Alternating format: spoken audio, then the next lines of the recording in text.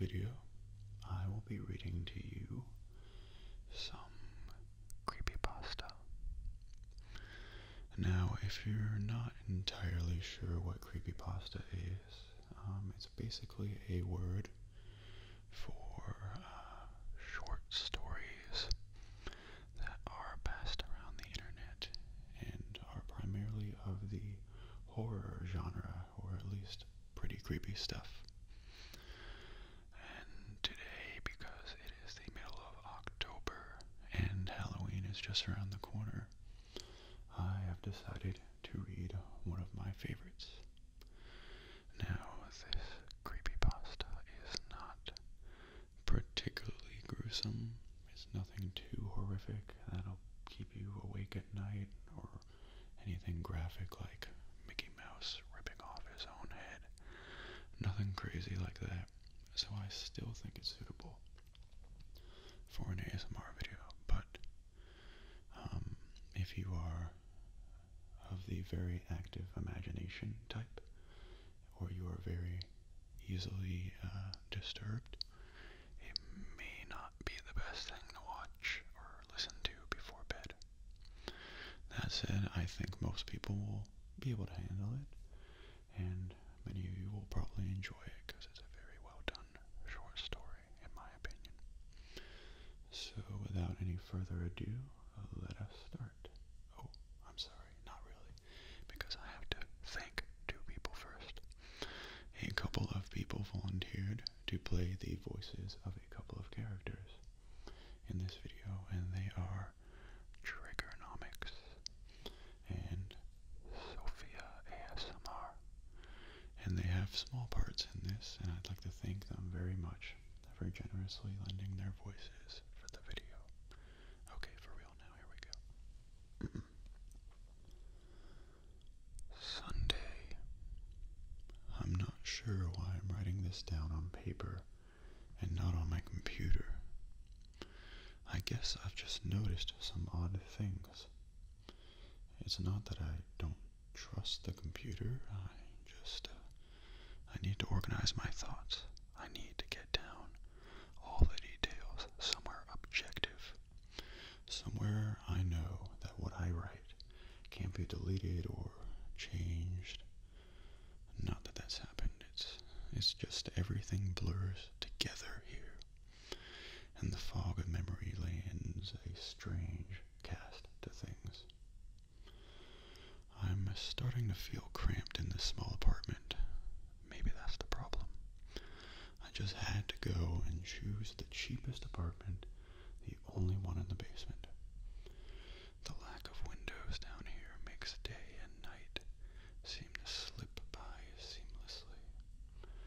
I haven't been out in a few days because I've been working on this programming project so intensively. I suppose I just wanted to get it done. Hours of sitting and staring at a monitor can make anyone feel strange, I know, but I don't think that's it. I'm not sure when I first started to feel like something was odd. I can't even define what it is. Maybe I just haven't talked to anyone in a while. That's the first thing that crept up on me. Everyone I normally talk to online while I program has been idle, or they've simply not logged on at all. My instant messages go unanswered. The last email I got from anybody was a friend saying he'd talk to me when he got back from the store, and that was yesterday. I'd call with my cell phone, but reception's terrible down here. Yeah, that's it. I just need to call someone. I'm going to go outside. Well, that didn't work so well. As the tingle of fear fades, I'm feeling a little ridiculous for being scared at all. I looked in the mirror before I went out, but I didn't shave the 2-day stubble I've grown. I figured I was just going out for a quick cell phone call. I did change my shirt though, because it was lunchtime, and I guessed that I'd run into at least one person I knew. That didn't end up happening. I wish it did. When I went out, I opened the door to my small apartment slowly. A small feeling of apprehension had somehow already lodged itself in me for some indefinable reason.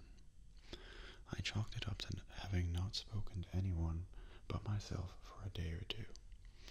I peered down the dingy gray hallway, made dingier by the fact that it was a basement hallway. On one end, a large metal door led to the building's furnace room. It was locked, of course. Two dreary soda machines stood by it. I bought a soda from one the first day I moved in, but it had a 2-year-old expiration date. I'm fairly sure nobody knows these machines are even down here, or my cheap landlady just doesn't care to get them restocked. I closed my door slowly and walked the other direction, taking care not to make a sound. I have no idea why I chose to do that, but it was fun, giving in to the strange impulse not to break the droning hum of the soda machines, at least for the moment. I got to the stairwell and took the stairs up to the building's front door. I looked through the heavy door's small square window and received quite the shock. It was definitely not lunchtime. City gloom hung over the dark street outside, and the traffic lights at the intersection in the distance blinked yellow. Dim clouds, purple and black from the glow of the city, hung overhead. Nothing moved, save the few sidewalk trees that shifted in the wind. I remember shivering, though I wasn't cold. Maybe it was the wind outside. I could vaguely hear it through the heavy metal door, and I knew it was that unique kind of late-night wind, the kind that was constant, cold, and quiet, save for the rhythmic music it made as it passed through countless unseen tree leaves. I decided not to go outside. Instead, I lifted my cell phone to the door's little window and checked the signal meter. The bars filled up the meter, and I smiled. Time to hear someone's voice, I remember thinking, relieved. It was such a strange thing to be afraid of nothing. I shook my head, laughing at myself silently. I hit speed dial for my best friend Amy's number and held the phone up to my ear. It rang once, but then it stopped. Nothing happened. I listened to silence for a good 20 seconds, then hung up. I frowned and looked at the signal meter again, still full. I went to dial her number again, but then my phone rang in my hand, startling me. I put it up to my ear. Hello? I asked, immediately fighting down a small shock at hearing the first spoken voice in days, even if it was my own. I had gotten used to the droning hum of the building's inner workings, my computer, and the soda machines in the hallway. There was no response to my greeting at first, but finally, a voice came. Hey, who's this? John? Oh, sorry, wrong number. I lowered the phone slowly and leaned against the thick brick wall of the stairwell. That was strange. I looked at my received calls list, but the number was unfamiliar. Before I could think on it further, the phone rang loudly, shocking me once again. This time, I looked at the caller before I answered. It was another unfamiliar number. This time, I held the phone up to my ear, but said nothing. I heard nothing but the general background noise of a phone. Then, a familiar voice broke my tension.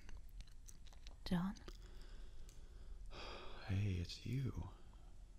Who else would it be? Oh, the number. I'm at a party on 7th Street, and my phone died just as you called me. This is someone else's phone, obviously. Oh, okay. Where are you? At my building, just feeling cooped up. Didn't realize it was so late. You should come here. Nah, I don't feel like looking for some strange place by myself in the middle of the night. I think I'm just going to keep working or go to bed. Nonsense. I can come get you. Your building is close to 7th Street, right? How drunk are you? You know where I live. Oh, of course. I guess I can't get there by walking, huh? You could if you wanted to waste half an hour. Right. Okay, have to go. Good luck with your work. I lowered the phone once more, looking at the numbers flash as the call ended. Then the droning silence suddenly reasserted itself in my ears. The two strange calls and the eerie street outside just drove home my aloneness in this empty stairwell. Perhaps from having seen too many scary movies, I had the sudden, inexplicable idea that something could look in the door's window and see me. Some sort of horrible entity that hovered at the edge of aloneness, just waiting to creep up on unsuspecting people that strayed too far from other human beings. I knew the fear was irrational, but nobody else was around. So, I jumped down the stairs, ran down the hallway into my room, and closed the door as swiftly as I could while still staying silent. Like I said, I feel a little ridiculous for being scared of nothing, and the fear has already faded. Writing this down helps a lot. It makes me realize that nothing is wrong. It filters out half-formed thoughts and fears and leaves only cold, hard facts. It's late. I got a call from a wrong number and Amy's phone died, so she called me back from another number. Nothing strange is happening. Still, there was something a little off about that conversation. I knew it could have just been the alcohol she'd had, or was it even her that seemed off to me? Or was it? Yes, that was it. I didn't realize it until this moment, writing these things down. I knew writing things down would help. She said she was at a party, but I only heard silence in the background. Of course, that doesn't mean anything in particular, as she could have just gone outside to make the call. No, that couldn't be it either. I didn't hear the wind. I need to see if the wind is still blowing. Monday. I forgot to finish writing last night. I'm not sure what I expected to see when I ran up the stairwell and looked out the heavy metal door's window. I'm feeling ridiculous. Last night's fear seems hazy and unreasonable to me now. I can't wait to go out into the sunlight. I'm going to check my email, shave, shower, and finally get out of here. Wait, I think I heard something. It was thunder. That whole sunlight and fresh air thing didn't happen. I went out into the stairwell and up the stairs, only to find disappointment. The heavy metal door's little window showed only flowing water, as torrential rain slammed against it. Only a very dim, gloomy light filtered in through the rain, but at least I knew it was daytime, even if it was a gray, sickly, wet day. I tried looking out the window and waiting for lightning to illuminate the gloom, but the rain was too heavy, and I couldn't make out anything more than vague, weird shapes moving at odd angles in the waves washing down the window. Disappointed, I turned around, but I didn't want to go back to my room. Instead, I wandered further up the stairs, past the first floor and the second. The stairs ended at the third floor, the highest floor in the building. I looked through the glass that ran up the outer wall of the stairwell, but it was that warped, thick kind that scatters the light. Not that there was much to see through the rain to begin with. I opened the stairwell door and wandered down the hallway. The 10 or so thick wooden doors, painted blue a long time ago, were all closed. I listened as I walked, but it was the middle of the day, so I wasn't surprised that I heard nothing but the rain outside. I stood there in the dim hallway, listening to the rain. I had strange fleeting impression that the doors were standing like silent granite monoliths erected by some ancient forgotten civilization for some unfathomable guardian purpose. Lightning flashed, and I could have sworn that for just a moment the old grainy blue wood looked just like rough stone. I laughed at myself for letting my imagination get the best of me, but then it occurred to me that the dim gloom and the lightning must mean there was a window somewhere in the hallway.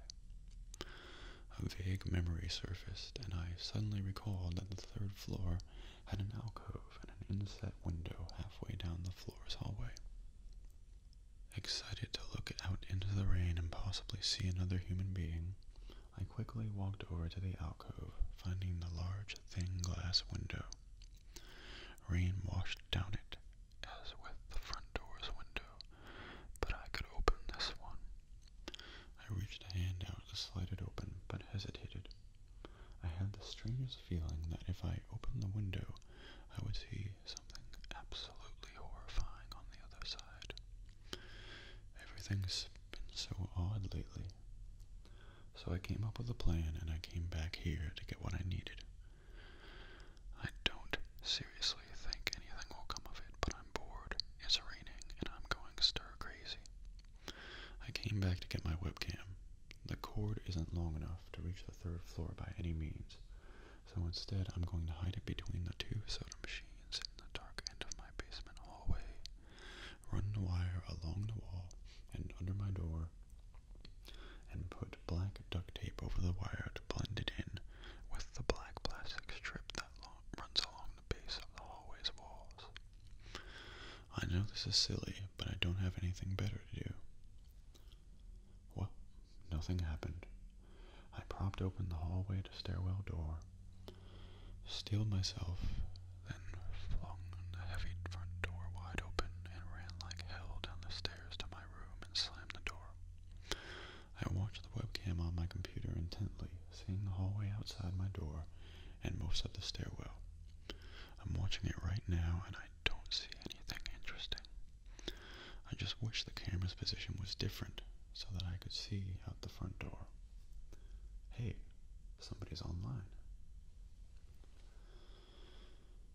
I got out an older, less functional webcam that I had in my closet to video chat with my friend online. I couldn't really explain to him why I wanted to video chat, but it felt good to see another person's face. He couldn't talk very long, and we didn't talk about anything meaningful, but I feel much better. My strange fear has almost passed. I would feel completely better, but there was something odd about our conversation. I know that I've said that everything seemed odd, but still, he was very vague in his responses. I can't recall one specific thing that he said. No particular name or place or event, but he did ask for my email address to keep in touch. Wait, I just got an email. I'm about to go out. I just got an email from Amy that asked me to meet her for dinner at the place we usually go to. I do love pizza, and I've just been eating random food from my poorly stocked fridge for days, so I can't wait. Again, I feel ridiculous about the odd couple of days I've been having. I should destroy this journal when I get back. Oh, another email. Oh my god, I almost left the email and opened the door. I almost opened the door. But I read the email first. It was from a friend I hadn't heard from in a long time, and it was sent to a huge number of emails that must have been every person he had saved in his address list. It had no subject, and it said simply, "Seen with your own eyes, don't trust them, they." What the hell is that supposed to mean? The words shock me, and I keep going over and over them. Is it a desperate email sent just as something happened? The words are obviously cut off without finishing. On any other day, I would have dismissed this as spam from a computer or something, but the words, seen with your own eyes. I can't help but read over this journal and think back on the last few days and realize that I have not seen another person with my own eyes or talked to another person face to face. The webcam conversation with my friend was so strange, so vague, so eerie now that I think about it. Was it eerie? Or is it the fear clouding my memory? My mind toys with the progression of events I've written here, pointing out that I have not been presented with one single fact that I did not specifically give out unsuspectingly. The random wrong number that got my name, and the subsequent strange return call from Amy, the friend that asked for my email address. I messaged him first when I saw him online, and then I got my first email a few minutes after that conversation. Oh my god, that phone call with Amy. I said over the phone, I said that I was within half an hour's walk of 7th Street. They know I'm near there. What if they're trying to find me? Where is everyone else? Why haven't I seen or heard anyone in days? No, this is crazy. This is absolutely crazy. I need to calm down. This madness needs to end. I don't know what to think. I ran about my apartment furiously, holding my cell phone up to every corner to see if it got a signal through the heavy walls. Finally, in the tiny bathroom, near one ceiling corner, I got a single bar. Holding my phone there, I sent a text message to every number in my list. Not wanting to betray anything about my unfounded fears, I simply sent, "You seen anyone face to face lately?" At that point, I just wanted any reply back. I didn't care what the reply was or if I embarrassed myself. I tried to call someone a few times, but I couldn't get my head up high enough. And if I brought my cell phone down even an inch, it lost signal. Then I remembered the computer and rushed over to it, instant messaging everyone online. Most were idle or away from their computer.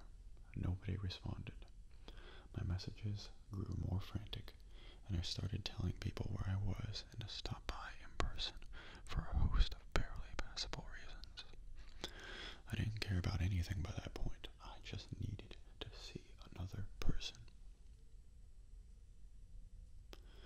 I also tore apart my apartment, looking for something that I might have missed. Some way to contact another human being without opening the door. I know it's crazy, I know it's unfounded, but what if? What if? I just need to be sure. I taped the phone to the ceiling in case. Tuesday. The phone rang. Exhausted from last night's rampage, I must have fallen asleep. I woke up to the phone ringing and ran into the bathroom, stood on the toilet, and flipped open the phone taped to the ceiling. It was Amy, and I feel so much better. She was really worried about me, and apparently had been trying to contact me since the last time I talked to her. She's coming over now, and yes, she knows where I am without telling her. I feel so embarrassed. I am definitely throwing this journal away before anyone sees it. I don't even know why I'm writing in it now. Maybe it's just because it's the only communication I've had at all since God knows when. I look like hell, too. I looked in the mirror before I came back in here. My eyes are sunken, my stubble is thicker, and I just generally look unhealthy. My apartment is trashed, but I'm not going to clean it up. I think I need someone else to see what I've been through. These past few days have not been normal. I am not one to imagine things. I know I have been the victim of extreme probability. I probably missed seeing another person a dozen times. I just happened to go out when it was late at night or the middle of the day when everyone was gone. Everything is perfectly fine. I know this now. Plus, I found something in the closet last night that has helped me tremendously. A television. I set it up just before I wrote this, and it's on in the background. Television has always been an escape for me, and it reminds me that there's a world beyond these dingy brick walls. I'm glad Amy's the only one that's responded to me after last night's frantic pestering of everyone I could contact. She's been my best friend for years. She doesn't know it, but I count the day that I met her among one of the few moments of true happiness in my life. I remember that warm summer day fondly. It seems a different reality from this dark, rainy, lonely place. I feel like I spent days sitting in that playground, much too old to play, just talking with her and hanging around doing nothing at all. I still feel like I can go back to that moment sometimes, and it reminds me that this damn place is not all there is. Finally, a knock on the door. I thought it was odd that I couldn't see her through the camera I had behind the two soda machines. I figured that it was bad positioning, like when I couldn't see out the front door. I should have known. I should have known.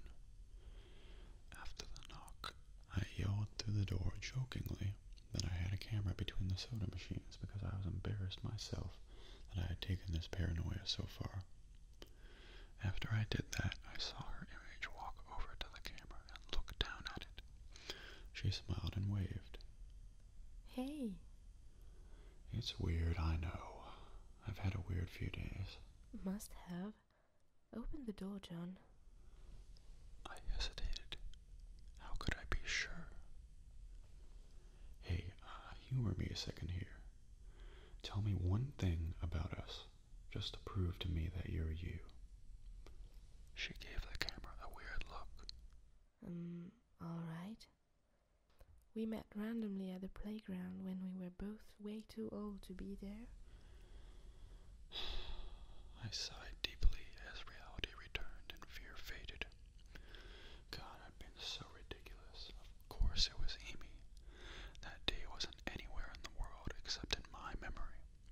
I'd never even mentioned it to anyone, not out of embarrassment, but out of a strange secret nostalgia and a longing for those days to return.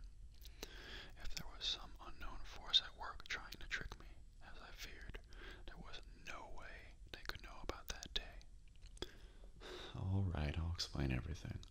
Be right there.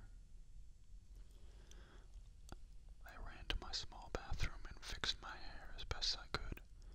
I looked like hell, but she would understand. Snickering at my own unbelievable behavior and the mess I'd made of the place, I walked to the door. I put my hand on the doorknob and gave the mess one last look. So ridiculous, I thought. My eyes traced over the half-eaten food lying on the ground, the overflowing trash bin, and the bed I tipped to the side looking for God knows what. I almost turned to the door and opened it, but my eyes fell on one last thing. The old webcam, the one I used for that eerily vacant chat with my friend. Its silent black sphere lay haphazardly tossed to the side, its lens pointed at the table where this journal lay. An overwhelming terror took me as I realized that if something could see through that camera, it would have seen what I just wrote about that day.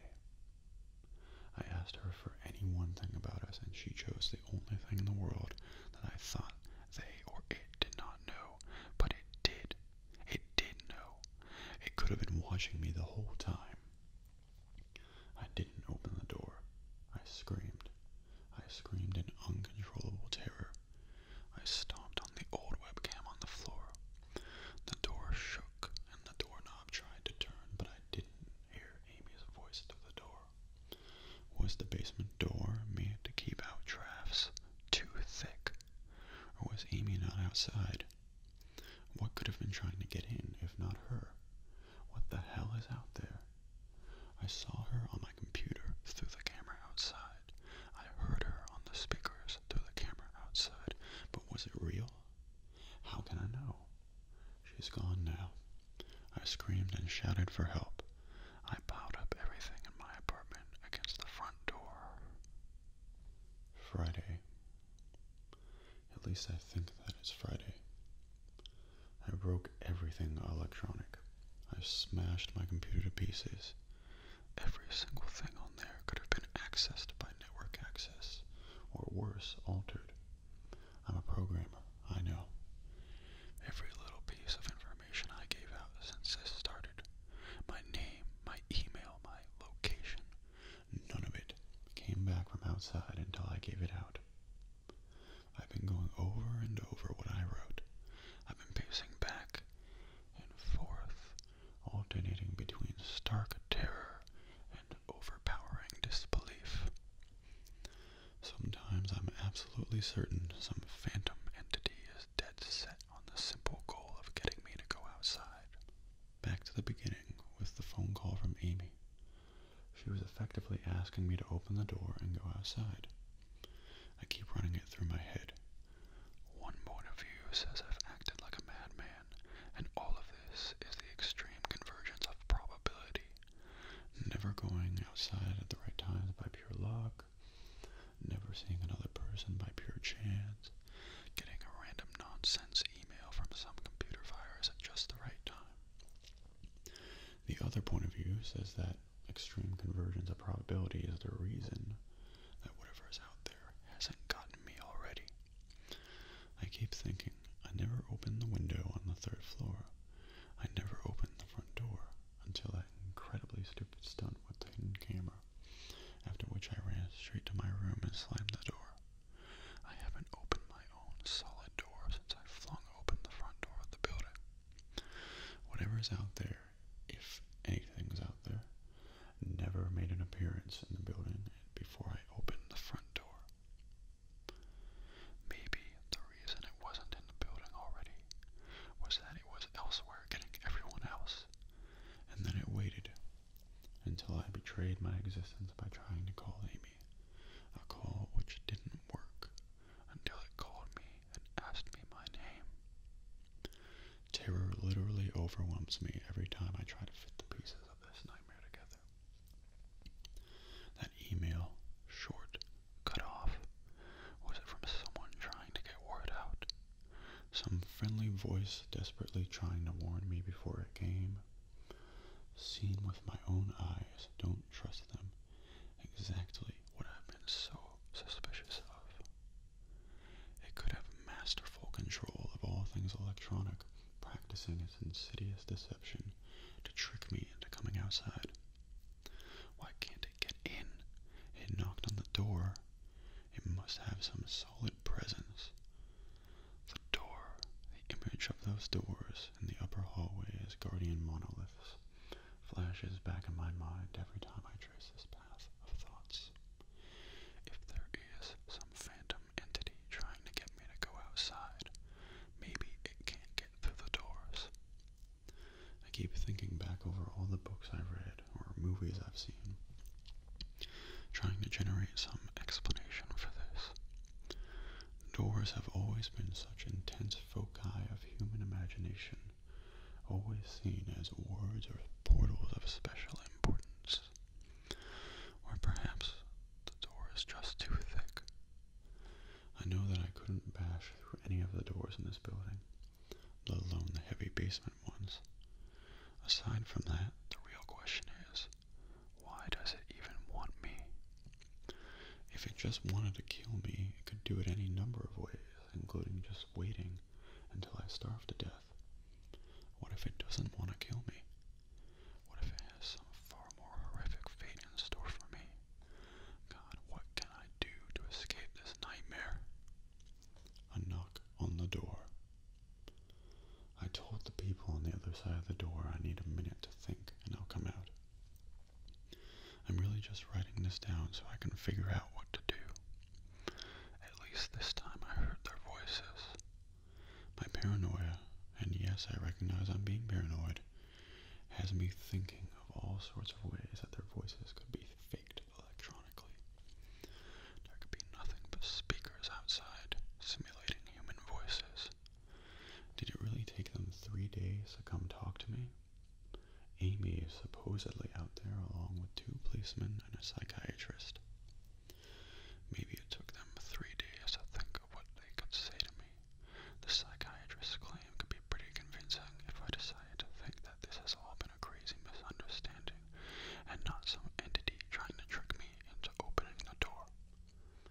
psychiatrist had an older voice, authoritarian, but still caring. I liked it. I'm desperate just to see someone with my own eyes.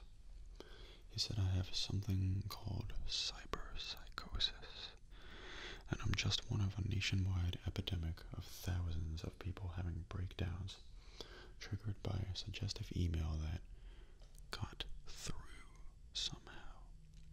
I swear he said got through somehow. I think he means spread throughout the country inexplicably, but I'm incredibly suspicious that the entity slipped up and revealed something. He said I am a wave of, or part of a wave of emergent behavior, that a lot of other people are having the same problem with the same fears, even though we've never communicated. That neatly explains the strange email about eyes that I got. I didn't get the original triggering email. I got a descendant of it. My friend could have broken down too and tried to warn everyone he knew against his paranoid fears. That's how the problem spreads, the psychiatrist claims.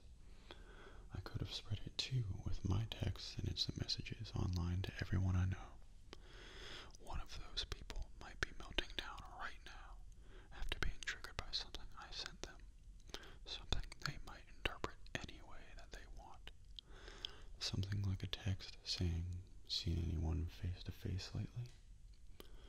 The psychiatrist told me that he didn't want to lose another one, that people like me are intelligent, and that's our downfall.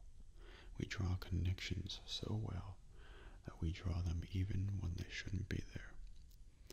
He said it's easy to get caught up in paranoia in our fast-paced world, a constantly changing place where more and more of our interaction is simulated.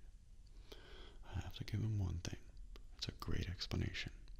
It neatly explains everything. It perfectly explains everything, in fact. I have every reason to shake off this nightmarish fear that something, or consciousness, or being out there, wants me to open the door so that it can capture me for some horrible fate worse than death. It would be foolish, after hearing that explanation, to stay in here until I starve to death, just despite the entity that might have gotten everyone else. It would be foolish to think that after hearing that explanation, I might be one of the last people alive on an empty world, hiding in my secure basement room, spiting some unthinkable deceptive entity just by refusing to be captured. It's a perfect explanation for every single strange thing I've seen or heard, and I have every reason in the world to let all of my fears go and open the door. That's exactly why I'm not going to. How can I be sure? How can I know what's real and what's deception? All of these damn things with their wires and their signals that originate from some unseen origin, they're not real. I can't be sure. Signals through a camera, faked video, deceptive phone calls, emails, even the television lying broken on the floor. How can I possibly know it's real? It's just signals, waves, light. The door. It's bashing on the door. It's trying to get in. What insane mechanical contrivance could it be using to simulate the sound of men attacking the heavy wood so well? At least I'll finally see it with my own eyes. There's nothing left here for it to deceive me with. I ripped apart everything else. It can't deceive my eyes, can it? Seen with your own eyes, don't trust them. Wait, was that desperate message telling me to trust my eyes, or warning me about my eyes too? Oh my God, what's the difference between a camera and my eyes? They both turn a light into electrical signals. They're the same. I can't be deceived. I have to be sure. I have to be sure. Date unknown. I calmly asked for a paper and pen, day in and day out, until it finally gave them to me. Not that it matters. What am I going to do? Poke my eyes out? The bandages feel like a part of me now. The pain is gone. I figure this will be one of my last chances to write legibly, as without my sight to correct mistakes, my hands will slowly forget the motions involved. This is a sort of self-indulgence, this writing. It's a relic of another time, because I'm certain everyone left in the world is dead, or something far worse. I sit against the padded wall day in and day out. The entity brings me food and water. It masks itself as a kind nurse, as an unsympathetic doctor. I think it knows that my hearing has sharpened considerably now that I live in darkness. It fakes conversations in the hallways on the off chance that I might overhear. One of the nurses talks about having a baby soon. One of the doctors lost his wife in a car accident. None of it matters. None of it is real. None of it gets to me. Not like she does. That's the worst part. The part I almost can't handle. The thing that comes to me, masquerading as Amy. Its recreation is perfect. It sounds exactly like Amy. Feels exactly like her. It even produces a reasonable facsimile of tears that it makes me feel on its lifelike cheeks. When it first dragged me here, it told me all the things I wanted to hear. It told me that she loved me, that she had always loved me, that it didn't understand why I did this, that we could still have a life together. If only I would stop insisting that I was being deceived. It wanted me to believe, no, it needed me to believe that she was real. I almost fell for it. I really did. I doubted myself for the longest time. In the end, though, it was all too perfect, too flawless, and too real. The false Amy used to come every day, and then every week, and finally stopped coming altogether. But I don't think the entity will give up. I think the waiting game is just another one of its gambits. I will resist it for the rest of my life if I have to. I don't know what happened to the rest of the world, but I do know that this thing needs me to fall for its deceptions. If it needs that, then maybe, just maybe, I am a thorn in its agenda. Maybe Amy is still alive out there somewhere, kept alive only by my will to resist the deceiver. I hold on to that hope, rocking back and forth in my cell to pass the time. I will never give in. I will never break. I am a hero. The doctor read the paper the patient had scribbled on. It was barely readable, written in the shaky script of one who could not see. He wanted to smile at the man's steadfast resolve, a reminder of the human will to survive, but he knew that the patient was completely delusional. After all, a sane man would have fallen for the deception long ago. The doctor wanted to smile. He wanted to whisper words of encouragement to the delusional man. He wanted to scream, but the nerve filaments wrapped around his head and into his eyes made him do otherwise. His body walked into the cell like a puppet and told the patient once more that he was wrong and that there was nobody trying to deceive him. And that is it. So, if you've made it this far, I thank you for listening, and I hope you enjoyed it, whether or not you're relaxed or perhaps terrified. I hope you were entertained at the very least. So, I will see you next time, and until then,